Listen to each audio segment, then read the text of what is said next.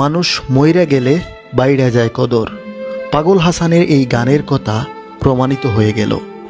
বাংলাদেশের ক্ষণজন্মা কিংবদন্তি পাগল হাসান, সিলেট বিভাগের গর্ব, সুনামগঞ্জের রত্ন, বাংলাদেশের সম্পদ পাগল হাসান।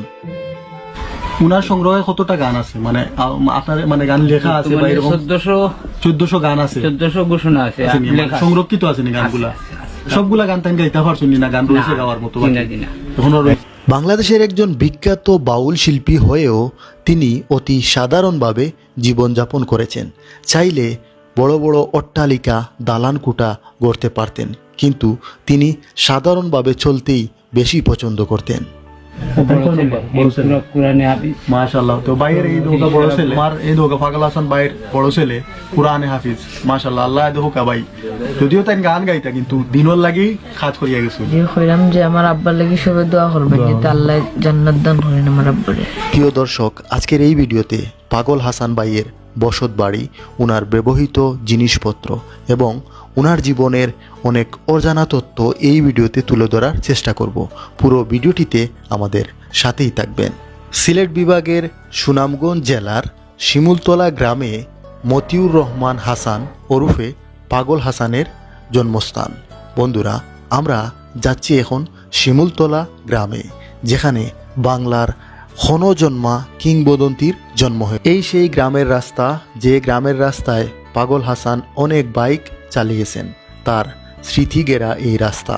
আসসালামু আলাইকুম দেশ বিদেশ, বন্ধু বান্ধব, ফ্রেন্ড সার্কেল, জ্ঞানী গুণী সম্মানী ব্যক্তি, আপনারা আসেননি বেলা।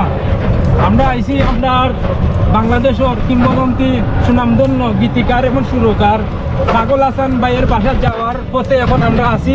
আপনাদেরকে দেখাবো, সম্পূর্ণ আপনারা সাথে থাকবেন, লাইক কমেন্ট শেয়ার করবেন, ফলো দিবেন। শিমুলতলা গ্রামে যাওয়ার এই একটি রাস্তা খুবই খারাপ। এই রাস্তা নিয়ে পাগল হাসান একটি গানও তৈরি করেছিলেন। ওনার একটা দাবি যে এই রাস্তাটা যাতে মেরামত হয়, এই রাস্তাটা যাতে ঠিক হয়। আপনারা দেখতে পাচ্ছেন আমরা চলে এসেছি পাগল হাসান ভাইয়ের গ্রামের বাড়িতে। শিমুলতলা গ্রামে এখনও সুখের মাতম চলছে। সড়ক দুর্ঘটনায় পাগল হাসানের সাথে মোট 3 জন মৃত্যুবরণ করেন। বন্ধুরা, আপনারা দেখতে পাচ্ছেন এটি হচ্ছে পাগল হাসান ভাইয়ের বাড়ি। আমরা তার বাড়িতে প্রবেশ করছি। কত সাধারণ তার জীবনযাপন ছিল, আপনারা কিন্তু ওনার পুরো বাড়িটি দেখলেই বুঝতে পারবেন। তো এই মুহূর্তে আছি আমাদের সিলেটের গর্ব, আমাদের বাংলাদেশের একজন গুণী সঙ্গীত শিল্পী এবং বাংলাদেশের সম্পদ পাগল হাসান ভাই, উনার বাড়িতে। উনার যেখানে আসলে উনি থাকতেন, আজ বিছানা পড়ে আছে খালি। এই ঘরে হয়তো অনেক বিখ্যাত গান তিনি রচনা করেছেন এবং বিখ্যাত গান তিনি গেয়েছেন। এবং এখানে আপনারা দেখতে পাচ্ছেন ওনার ছবি আছে, ওনার খুব সুন্দর কয়েকটি ছবি আছে। যেখানে ওনার মার ছবি, মার সাথে ওনার ছবি। মানে অতি সাধারণ জীবনযাপন করছেন, একেবারে সাধারণ উনি জীবনযাপন করতেন। ওনার বাড়িতে এসে আসলে ওনার এলাকার যে সবকিছু দেখে এটাই বুঝতে পারলাম। ওনার ব্যবহৃত অনেক জিনিসপত্র এখানে রাখা হয়, যে ওনার একতারা, অনেক জিনিস আসলে যেগুলি দিয়ে তিনি গান বাজনা করতেন। আপনারা দেখতে পাচ্ছেন একতারা, বিভিন্ন ধরনের বাদ্যযন্ত্র, আসলে এগুলাকে খুব সুন্দর করে এখানে তারা আলমারির ভিতরে রাখছেন। ওনার বিভিন্ন ধরনের পদক সবকিছু কিন্তু এখানে আছে। অতি সাধারণভাবে উনি ওনার জীবনটা কাটিয়েছেন। ওনার খালাতো ভাই ওনার সাথে আসলে উনি আসলে কি বলবেন, উনি মানসিকভাবে মানে অনেকটা ভেঙে পড়েছেন। প্রত্যেকটা সদস্য আসলে কার সাথে কথা বলার মতো তাদের ভাষা নাই, কারণ তারা কি হারিয়েছেন তারা জানেন। আমরা হয়তো আমাদের একজন শিল্পীকে হারিয়েছি, কিন্তু পরিবারের মানুষ, প্রত্যেকটা মানুষ জানে যে আসলে তারা কি হারিয়েছে। এবং তিনি পরিবারের কাছে অত্যন্ত গুরুত্বপূর্ণ ছিলেন। আমি যতটুকু জানি উনি একমাত্র সন্তান ছিলেন ওনার মায়ের। এবং আমি আসলে খালার সাথে কথা বলার মতো আসলে আমার কোনো ইয়ে নাই। মানে খালা আমি দেখছি, আমরা বাইকটা যখন দেখছি, বাইক দেখার সাথে সাথে খালা কান্নায় ভেঙে পড়ছেন। উনার চোখ মুখ মানে একেবারে, ওনার সাথে যে আমি কথা বলবো, সে কথা বলার মতো আসলে সাহস বা আমার কোনো ধৈর্য নেই, বা ওনাকে কি বলে আমি সান্ত্বনা দেবো। আমার একটা অনাকাঙ্ক্ষিত মৃত্যু একটা পরিবারের উপর বয়ে গেছে এবং পুরো সিলেট, পুরো বাংলাদেশ আসলে স্তব্ধ। তো ভাইয়ের কাছে আসলে কিছু জানার চেষ্টা করবো। আসলে ভাই, আপনার সাথে একটু যদি স্মৃতিচারণ করতেন। ভাইয়ের সাথে তো আপনার অনেক স্মৃতি আছে। আছে তো ভাই, অনেকগুলো আছে, আপনারা সবাই আছে, বলার মতো কিছু নাই আমার। আমি এখন কি বলবো বলে, তাহলে কি আমার বাতি যা এমন একজন মানুষ ছিল আর এমন এক মন আছিল তার। তখন দেখেন এই আইয়া ভাই এখানে ভাত খাওয়া বইছে, এই 200 প্লেটের বাটি 2 ভাগ করেছি। একসাথে বইয়া এই, না আমিও ভাত খাইয়েছি, বললাম না খাইতে। মানে এমন এক মানে তার ছোটবেলা থেকে আমার সাথে চলা। আপনার লগে ভালো সম্পর্ক। একবারে তার বুঝেছে মতো নেই আমার সাথে চলা। আমিও কিছু গান টান করতাম আগে, আচ্ছা আচ্ছা। এই সময় ছোট আছিল তখন এই যেতক্ষণ গানে গিয়ে বইলে গিয়ে বইয়া থাকতো, আচ্ছা আচ্ছা। এই কিছু কুদাম বাদাম করতাম, পরে দেখি না। এরপরে তো এই যে ছাত্র থেকে যখন সুনামগঞ্জে গিয়ে এই যে ভোকেশনালে যে সময় চাকরি লয়, এরপর থেকে তার শিল্পী জগতে ঢুকা। আচ্ছা আচ্ছা। এই আস্তে আস্তে আস্তে আস্তে অনেক পরিশ্রম করে আমার ভাই এই জায়গাটা পৌঁছেছে।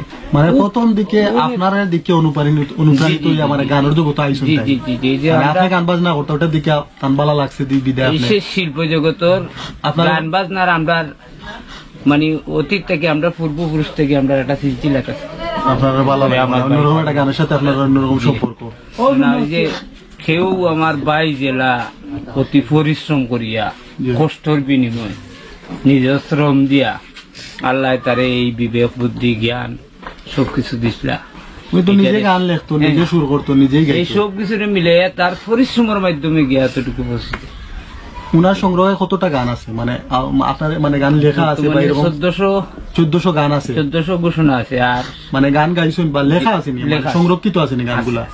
গানগুলা লেখা আছে, মানে সবগুলা গান তাই গাইতে পারছেন না? গান রয়েছে গাওয়ার মতো দিনা দিনা এখনো রয়েছে? তাই কইতে পারে ও ভাই, এটা তো যে ধান পানির মাঝে ছাড়লে সুসাগুলা পানির উপরে বাসে না, এগুলা চাইতে দিছি। বাকিগুলা আমার এখনো রয়েছে এই সংগ্রহ পানির করে। নিচে যেগুলা সার দার এগুলা ছাড়লে তো ভাই আমি টামাইতে পারতাম না। কিছু এর লাগি এগুলা এখন ছাড়তেছি না, সময় আছে। দর্শক, আমি যারা মিউজিক কোম্পানি আছে তারা কইব আমরা পাগল হাসান ভাইয়ের গানগুলা সংরক্ষণ করার লাগি আমরা এই ভাইয়ের লগে যোগাযোগ করতে পারুন। পাগল হাসান ভাইয়ের গানগুলা আপনারা ভাইয়ের কাছ থেকে সংরক্ষণ করে গাওয়াইতে পারেন। অবশ্যই সেটা সম্মানই দিয়া আপনারা কিন্তু যথেষ্ট সম্মানই দিয়া ভাইয়ের কাছ থেকে গান নিয়ে আপনারা যে কোনো ধরনের শিল্পীরে দিয়ে গাওয়াইতে পারুন। এবং আপনার পাগল হাসান ভাই আমরা আসলে এই গানের মাধ্যমে আমরা মাঝে বাঁচিয়ে থাকবো। অনেক গান আছে আসলে ভাইয়া কইরা যে প্রায় 1400 গান ভাইয়া অনেক গান গাইছেন এবং অনেক গান তার সংরক্ষণে আছে। যেহেতু ভাই সবসময় বাইর লগে আসলা, তারপরে তার লগে যদি যোগাযোগ করে তাহলে আপনারা কিন্তু এই গানগুলা মানে সংরক্ষণ করতে পারবা, রাখতে পারবা। আর এই গানগুলা যদি বাঁচিয়ে থাকে তাহলে কিন্তু আমরা মাঝে পাগল হাসান ভাই বাঁচিয়ে থাকবা। আর আপনার লগে আসুন ভাই ছেলে কোরআনে হাফিজ। মাশাআল্লাহ। তো ভাইয়ের এই দুটো বড় ছেলে, মাশাআল্লাহ মাশাআল্লাহ। বাবার নামটা? মাসুদুর রহমান জিনান। জিনান। তো বাবা আমার এই দোকা পাগল হাসান ভাইয়ের বড় ছেলে কোরআনে হাফিজ, মাশাআল্লাহ। আল্লাহ দেখুকা ভাই, যদিও তাই গান গাইতা কিন্তু দিনের লাগি কাজ করিয়া গেছেন। এই যে একটা সন্তান রাখিয়া গেছেন ভাই, কোরআনে হাফিজ, এটা কত বড় একটা সম্পদ, এটা আমরা বুঝি। আল্লাহর কাছে শুকরিয়া। আল্লাহ যেন এই বাচ্চাটা রয়েছিল আমার এই বাইরে মাফ করিয়া দিল, ওপরের জিন্দগির শান্তির জিন্দগি নসিব করে। আচ্ছা, এটা সুনামগঞ্জ শিল্পকলা প্র্যাকটিস করে লেখাপড়া হবে। তো আমার ওটাও আপনারা সবে পাগল হাসান ভাই লাগে দোয়া করবা, এই দুইটা ছেলে লাগে দোয়া করবা, আল্লাহ যেন তারা কামিয়াব করুন। আসলে তার লাগার বয়সে আমি আমার বাপরে হারাইছি। তো আসলে বাপ হারানির মানে কষ্টটা ভাই আমি তুলে হইলে বুঝি, কারণ আমিও অল্প বয়সে আমি আমার বাপরে হারাইছি। তো ওটাও কইমু সবে আমার এই ভাই বোনটার লাগে বাতি জয়ন্তুর লাগে দোয়া করবা এবং আমার ভাইয়ের লাগে পাগল হাসান ভাইয়ের লাগে দোয়া করবা, আল্লাহ যেন তাদের জান্নাত নসিব করেন এবং শান্তিতে রাখুন খবরের মাঝে। এবং তারা যারা মানে পরিবারের যে সদস্যগুলো আছেন তারা যেন আল্লাহ মানে ধৈর্য ধারণ করার শক্তি দিন, তারা যেন ধৈর্য ধারণ করতে পারেন। এবং আমরা পাগল হাসান বাইরে গানের মাধ্যমে সারা জীবন মনে রাখতাম আর এই বাচ্চাগুলার লাগে দোয়া করতাম। সবাই তার প্রতি ভালোবাসা এবং সবকিছু সবসময় তার প্রতি রাখবা, সুনজর রাখবা। যারা আসুন স্থানীয় যারা আসুন সবার কাছে একটাই অনুরোধ। বাতি যায় একটাও কইরা সবর লাগে কিতা কইলা বাবা, কইলা একটু ঘুরে যে কইলাম যে আমার আব্বার লাগি সবাই দোয়া করবেন যাতে আল্লাহ জান্নাত দান করেন আমার আব্বারে। ধন্যবাদ বাবা।